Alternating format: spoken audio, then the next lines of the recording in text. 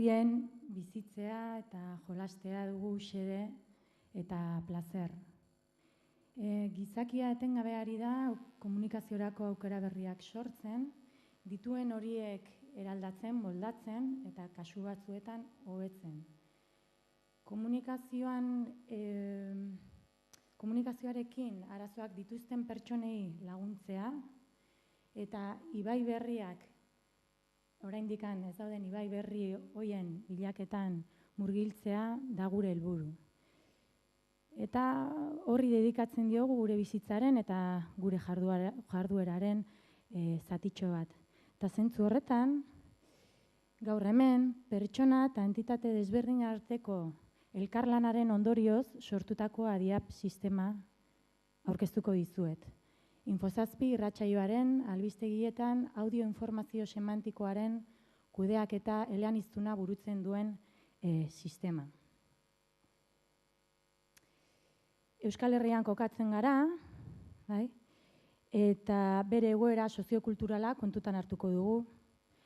Info7 hemen aurkeztuko den lanabesa, Info7 irratsaioarentzat egindako lanabesa da.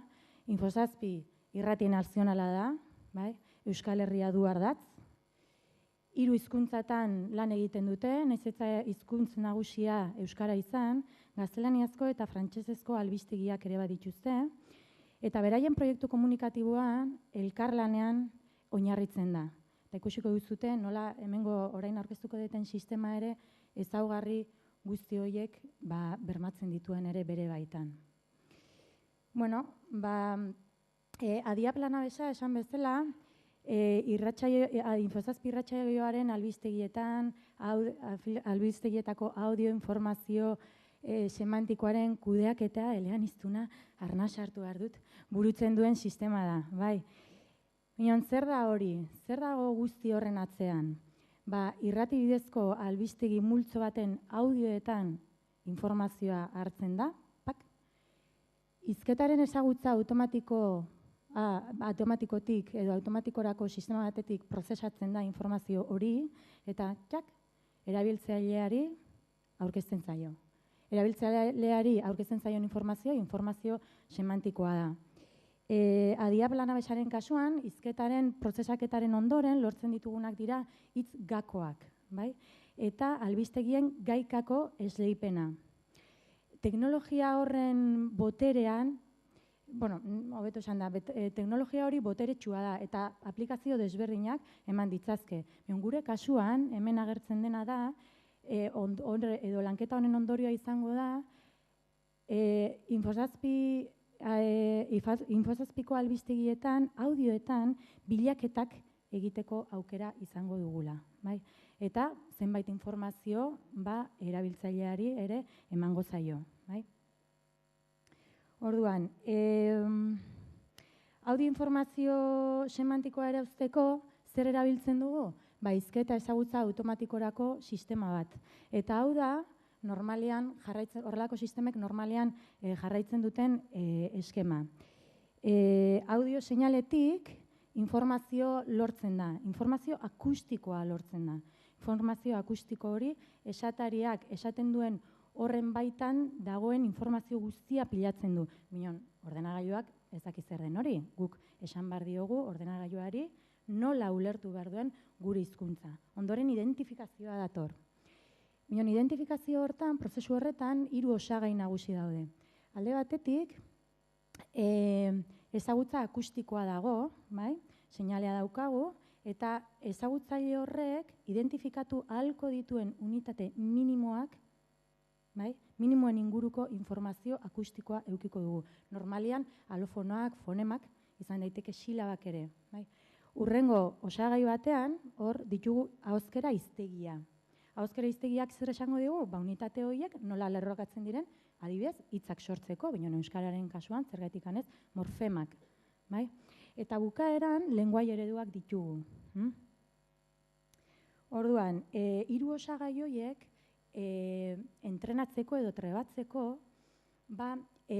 osagai linguistiko edo korpus linguistiko oso potenteak behar ditugu. Eta, Euskal Herrian ez daude hainbeste korpus etiketatuak, bai? Normalean oso datu gutxi ditugu, bai? Orduan, horrekin ere, arazo horrekin ere, zerbait egin beharko dugu eta irtenbideak bilatu beharko ditugu, zentzu horretan. Pixka bat, aurrekoan esan dudana hobeto ulertzeko, hemen jarri dut adibide bat, esatariak esaten du maite zaitut, esaten dio norbaiti, mikrofonotik sartzen da informazioa, eta informazio akustikoa, bai? Lortzen du, hor zeroak eta batak jarri ditut. Bale, behan dagoena da, leheno aipatutako 3 osagaiak, bai? Hemen egongo dira, unitate minimo horien inguruko informazioa, bai? Eta hau da, hauek dira Sanpakodeko alofonoak, nola identifikatzen diren, eta hau da grafia. Hau izango da, ahozko hiztegia, bai? Maite, nola sortzen dez, zaitut. Hemen jarri dut hau, zeren, zuek nola esaten dezute? Jator edo jator? Jator, batzuk jator esaten dute. Nola esango zenukete? Maite zaitut edo maite zaitut? Iparraldean, H-a, ahoskatzen dute, bai? Inspirazioz.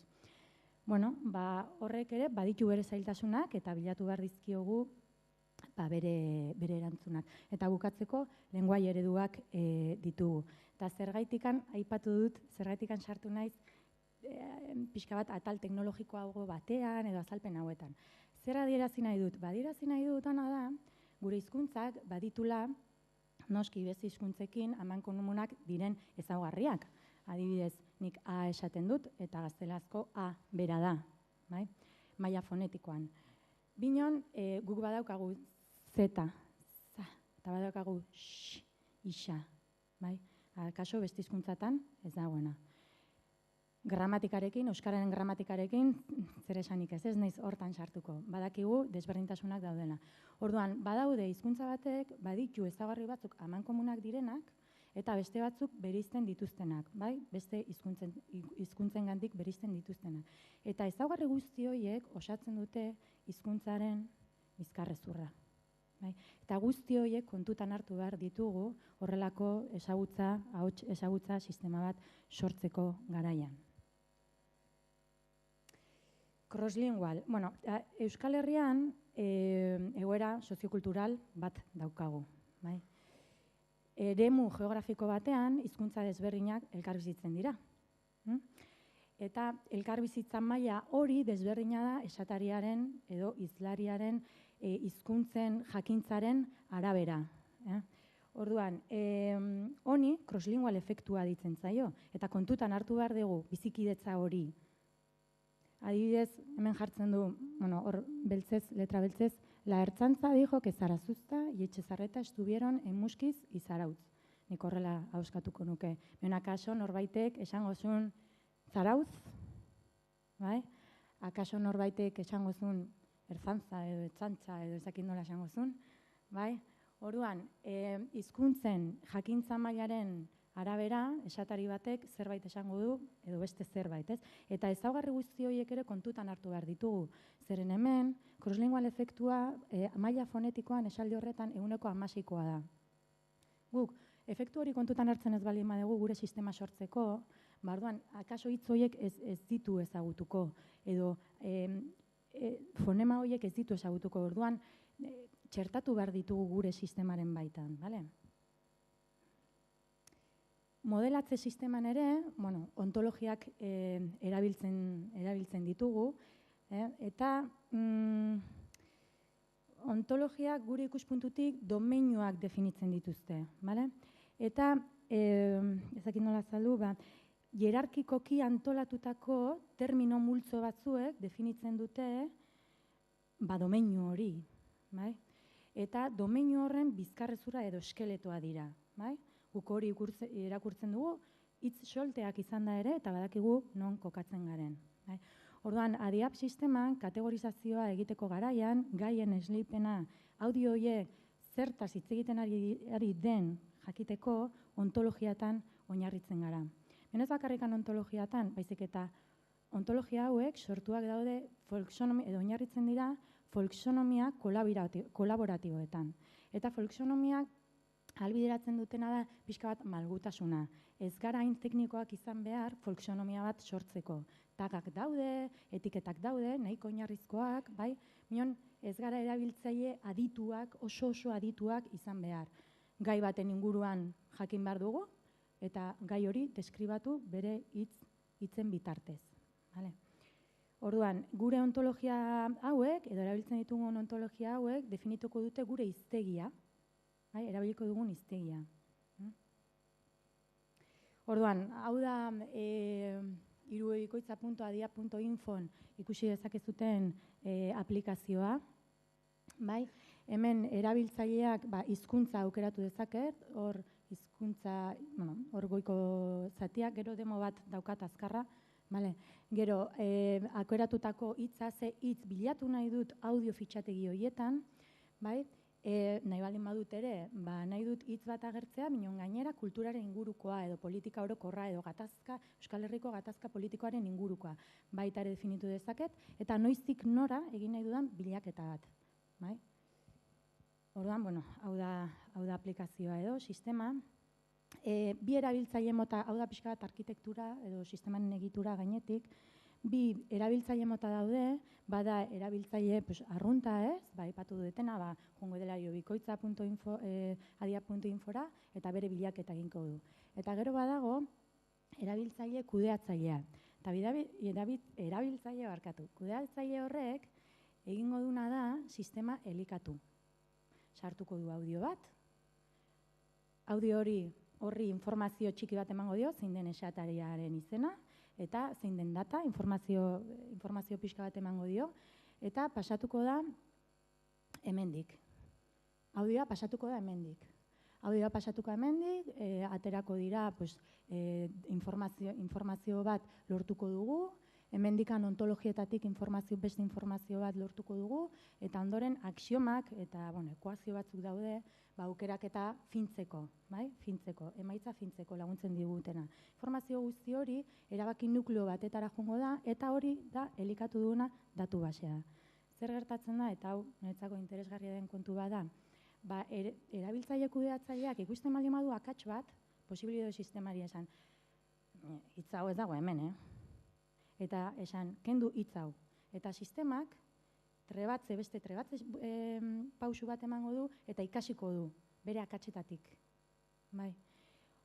Beraz, hori ez dago bat ere gaizki, ez? Gero ere, pertsona batek edo erabiltzaile kudeatzaile batek nahi baldin badu hitz berri bat sartu bere ontologian, sartu dezake. Ontologia berri bat, gai berri bat aurkitzen duela, ontologia ere, beste ontologia ere sortu dezake. Beraz, enpresari edo ematen zaiona ez da kutxa itxi bat, ez da tori. Hau da nire produktua, ez.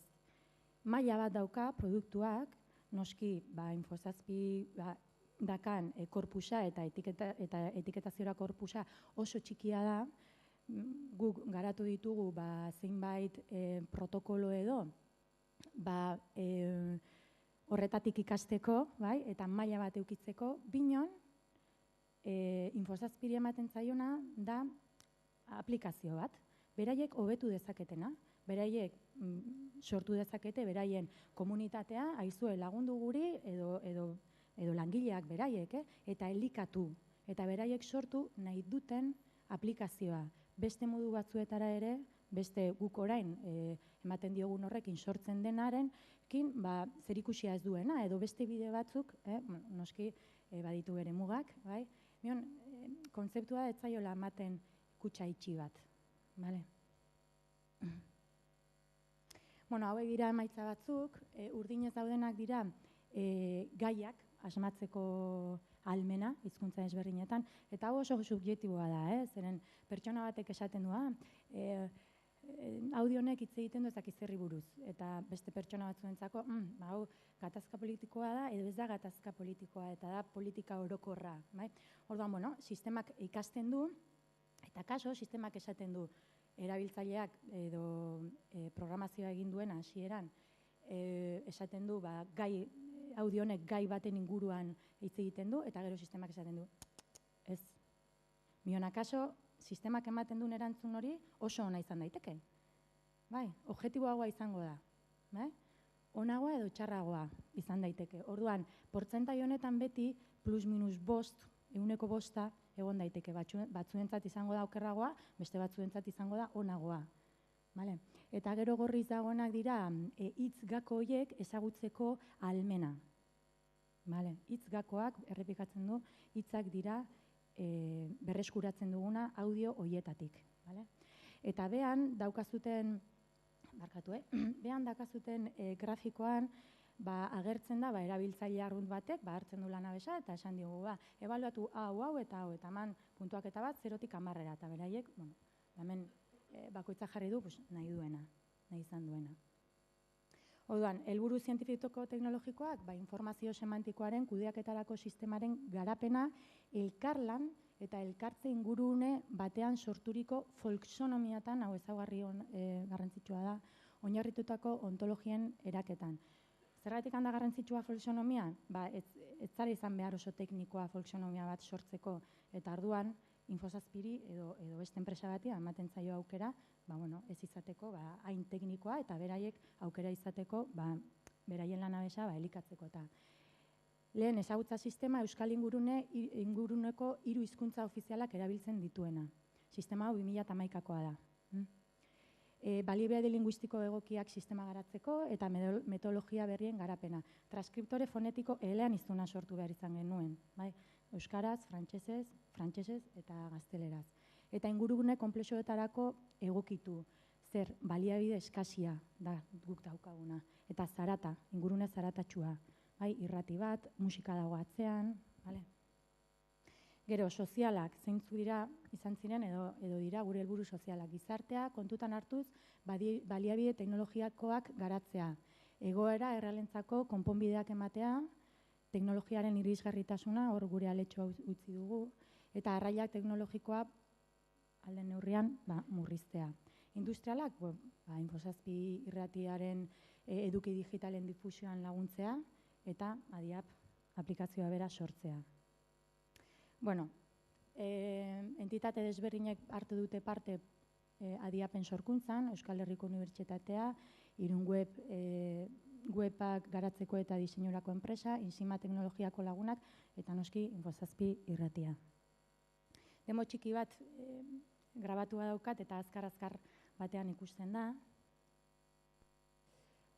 Juten gara area, aukeratzen dugu hizkuntza, aukeratzen dugu zein gaitan edo zentratu nahi garen, eta jartzen dugu hitz bat bilaketarako.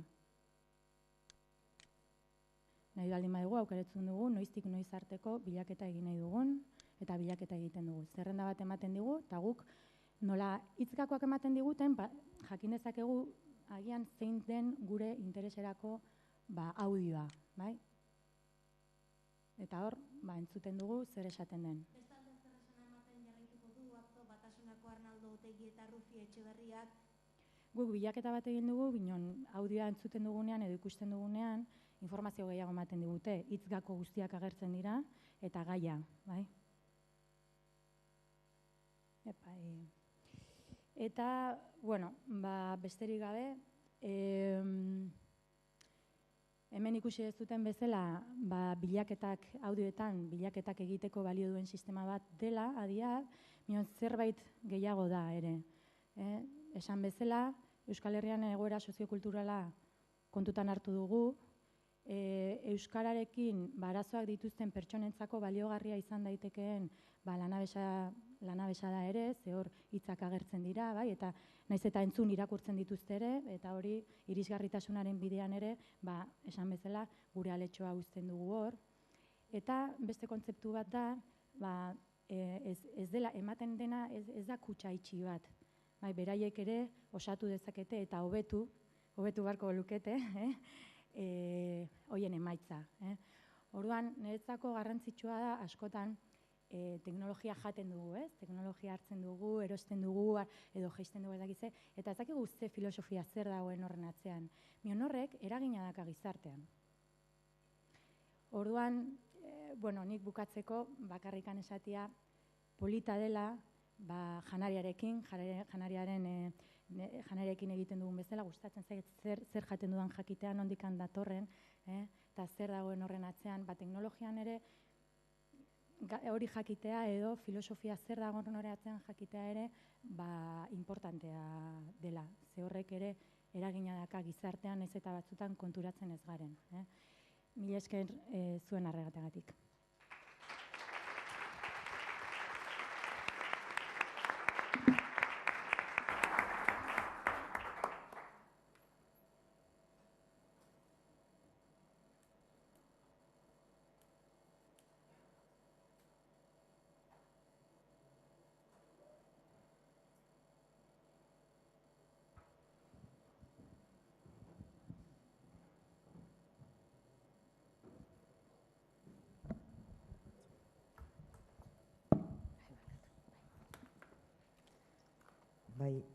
Lehenengo eta behin zorionak, zuri ere bai, zuei, egin duzuen lan honengatik, eta eskerrik asko hizkuntzalaritza aplikatua normalean horren lehorra dana,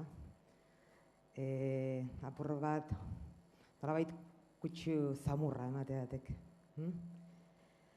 Nire galdera da apur bat honen aplikagarritasunaz ere bai, eta astortu zuen orain arte zein den erabiltzaile posiblea. Erabiltzailea dan webaren erabiltzaile arrunta edo gehiago dan komunikabideetako profesionala. Niretzako da erabiltzaile arrunta. Gertatzen dena da horri ere bidea eman bartzaiola. Hau da, nola aurkezten zaio erabiltzaileari informazio hori. Orain hemen ikusten dezutena da aplikazio bat isolatua dagona datu base batekin lan egin da eta datu horiek errealak dira, baina nor daude. Ohandikan ez da txertatu, ez da txertaketa hori egin eta ez da diseinatu ere txertaketa hori nola egiten den, nola egingo den, ez? Binon erabiltzaile potentzialak, niretzako dira erabiltzaile pertsona arruntak, esan dute guk. Eta horretara bideratu beharko genituzke gure erantzuna, nola hau bideratzen diogu beraiei, nola azaltzen diogu, nola egiten diogu gozo beraien jasotze hori.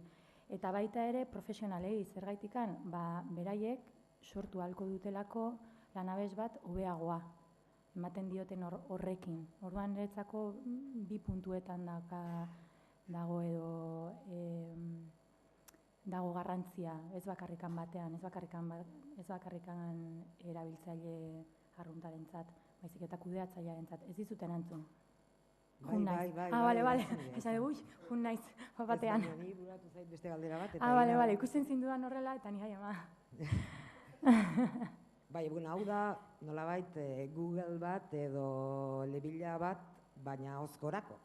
Ez? Da, bilatzaile bat, nolabait, ahozkorako dana. Bai, hori da. Orduan, nire galdera da, zer dakizue beste hizkuntza batzuetan egin denaz, hemendik kanpo, zer nolako arrakasta izan ditu onelako tresna batek, beste hizkuntza batzuetan? Bueno, esan behar da hemen ez dela egiten ahotsaren ezagutza jarraia. Hori lehenengo gauza, beti esaten aipatu izan ditut hitz-gakoak eta ontologia horrek definitzen duten hitz-gako horien ezagutza da ematen dena, ezagutza jarraia beste maila batean dago, Leno Arantxak ere aipatu du subtituluen kontuarekin, hau dago pixka bat beste toki batean eta gauza bakoitzak balio du beste bere zerarako. Eta bueno, badaude lanabesak, komertzialak direnak, eta euskararako momentuz, bikontekekoek aderatzen dutenean, euskararako egongo da, binon euskararako momentuz edo 2011 arte ez zegoen beste zer. Zergaitikan, eskezin alderatu. Naiz eta ingelesez egon ez daki zer edo gazteleraz egon beste sistema bat edo beste aplikazio bat oso ona dena edo maila batera iristen dena, ezin da konparatu. Zegoerak oso desberdinak dira. Orduan, niri zaila egiten zait pixka bat erantzutea, ez? Guk ez ditugu korpusik, ez ditugu oso korpus txikiak ditugu, arazoa dakatena bezala da Arantxa hauek, ez da? Bueno, barkatu bikontekeko lagunek. Orduan guk bilatu behar ditugu gure erantzunak, gure herriak behar dituen gure erantzunak. Eta zentzu horretan, zerekin alderatu edo nora begiratu, agian barrura. Barrura eta, bai. Nik igual komentatu, batez ere ingeleserako teknologia hau badagoela integratuta MAM sistemak saltzen dituzten enpresa handiek, HP adibidez, igual igorrek daki beste fabrikante MAMak saltzen dituzten enpresa handiek, multinazionalek, teknologia hau batzutan badaukate integratuta beraien sistemetan. Orduan, telebistei edo kazetariei saltzen dizkiete sistema hauek funtzionalitate honekin, ez? Baina beste funtzionalitate askorekin. Mobilek ere badituzte ezagutzarako aplikazioak, neurri batean. Gero ere zuk deitzen duzu Osakidetzara eta esaten diozu ez dakize, eta berak ezagutzen ditu hitz gako batzuk ere. Zuk esaten diozu, jarri bar nauzu ez dakize, eta beraiek ez dute den ezagutzen, ezagutzen dituzte hitzak, eta horren arabera emate dituzte erantzunak. Eta gero erabilera,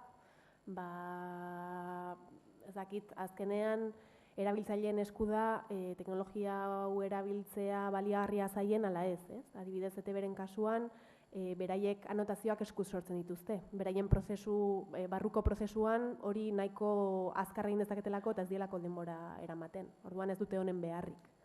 Baina beste enpresek beharra badaukate, teknologia erosteko, beste hizkuntzetarako, batez ere ingeleserako, teknologia badabil. Euskararako ez. Gero, beharren gainetik ere, egon daiteke, nik agian ez dut behar informazio hori, binon aberazten dit, eta laguntzen dit ezagutza prozesuan. Berez ez dut behar, binon lagungarria da eta ona da. Orduan, parametro desberdinetan mugitzen algara horrelako gauzetan. Nik zerbait gehitzea baldin badakat, telebisten inguruan dauke jonean, eta horrela hitz gakoan erabilera xumetik euskararako hasita, ezta? ETBen kasura jote baldin bagea, oinarrian dazkagu 2 kanal, 30 urte ibili dienak, jota fuego edukia sortzen. Eta eduki hori da ikusentzunezkoa. Behaiek hori sortu dute eta oinarrizko anotazio bat ere bada eduki horrei buruz. Baina nahi baldin bada bilaketa sakonago bati, pentsai gela bilatzen 30 urtetako edukia. Zenbat milaka eta milaka eduki dauden hor bueltaka. Orduan, edukitzia zerbait, hitz gakotan oinarrituta da ona, eta gai dana, eduki horien audio guztiak rastreatu eta gako horiek emateko, naizta, ez dakit, 180 bueltan zebien, ez da, 140 batea jeitsiko balitz ere, horrek aplikazio bezala eukilizaken onura ikaragarria da, ez da. Gehien bat horregatik, gogoratuz, eduki horietan gaur egun profesionalak egitituzten bilaketak, diala, eduki hori sortu zanean, jarri zituen 4 metadatotan oinarrituta, ez dago gehiago bilatzeko. Hori, eta gero behaien dokumentalista daken memoria, ez da? Gogoratze diena, bazan alako kontu bat. Gero, gertatze da, jende horrek ere jubilatzeko eskubidea dauka, eta alde egite duenean, nuntzan hori, eta ez dago gehiago bilatzik. Eta azkenean eduki hori egite dena da, galdu. Hor dago, baina galduta dago, ez da? Mundu digitalian, aurkitu ezin den edukia ez da existitzen. Hori horrela da. Eta hori, azken finak teknologia guzti hauek, erabilera oso zuzena dake, baita galduta dauden edukiek berreskuratzen ere, ezta? Pasadalako prozesu automatiko bat guztitetikan goitikan bera aztertzen. Bigatze gaitu eta bagoaz.